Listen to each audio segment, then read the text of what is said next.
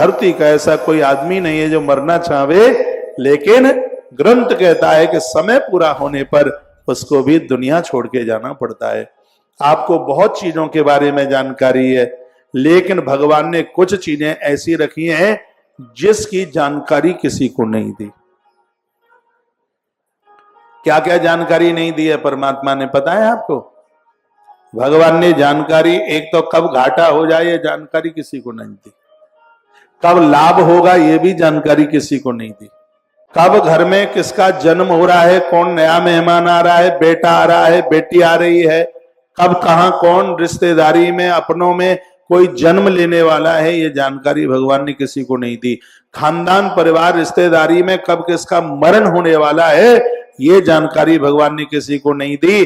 कब तुम्हें किस चौराहे पर सम्मान मिलने वाला है ये भी जानकारी नहीं दी, और कब कहां अपमान हो जाए ये भी भगवान ने किसी को जानकारी नहीं, अपने हाथ में रखा है ईश्वर ने। कुछ नहीं तो ये जीव ही परमात्मा बन जाएगा। तो कुछ चीजें हैं वो भगवान ने अपने हाथ में रखी है। आय सुनते ही नरह प्राणी रक्षन्नार्पिमुच्यते। इस धरती पर कोई भी व्यक्ति है वो मरना नहीं चाहता। गरुड़ ने पूछा तो भगवान फिर मर क्यों जाता है, क्यों मर जाता है, व्यक्ति की उम्र कितनी है? ये गरुड़ देवता ने पूछा। भगवान ने कहा व्यक्ति के जितने पुण्य हैं उसकी उम्र उतनी ही है। यहां एक प्रमाण दिया गया है कि दिए में जब तक तेल है बाती जलती रहेगी, तेल समाप्त हो गया बत्ती बुझ जाती है। उसी प्रकार से पुण्यों का तेल जब तक तुम्हारे पास में है तब तक जीवन जीते हम रहेंगे, और पुण्यों का तेल समाप्त हो गया तो वहां मृत्यु निश्चित है। श्लोक बोले देता हूं ना, नहीं तो आप कहेंगे अपनी तरफ से बना के तो नहीं कह दिया। तैल क्षयाद यथा दीपो। हमारी कथा में एक बात से और ज्यादा आनंद आता है क्योंकि यहाँ हर बात प्रमाणित होती है।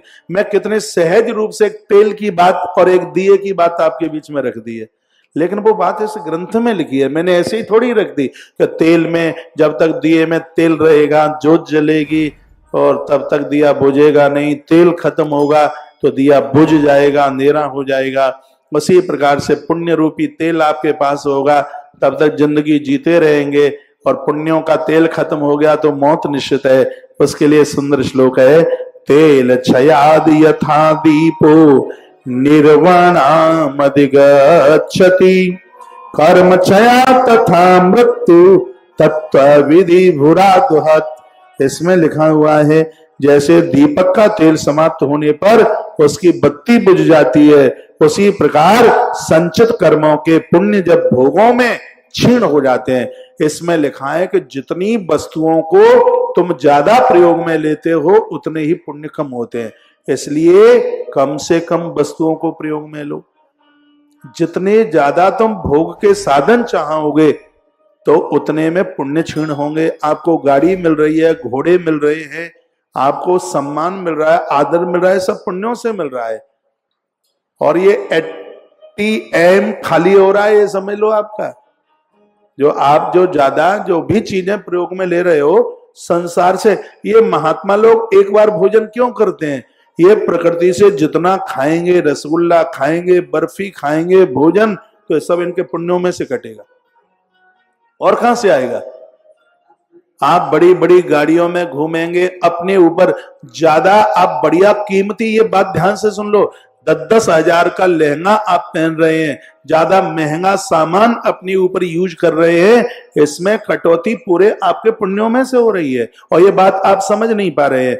ये बात यहां पर लिखे कर्म क्षया तथा मृत्यु तथैवस्तस्थ विधायता। इसमें लिखा है कि संचित कर्मों के ऊपर जो जिन्होंने भोग जितना किया है उन भोगों के द्वारा उसके पुण्य नष्ट हो गए, और जब पुण्य नष्ट होते हैं तभी उसकी मौत सामने आके खड़ी हो जाती है।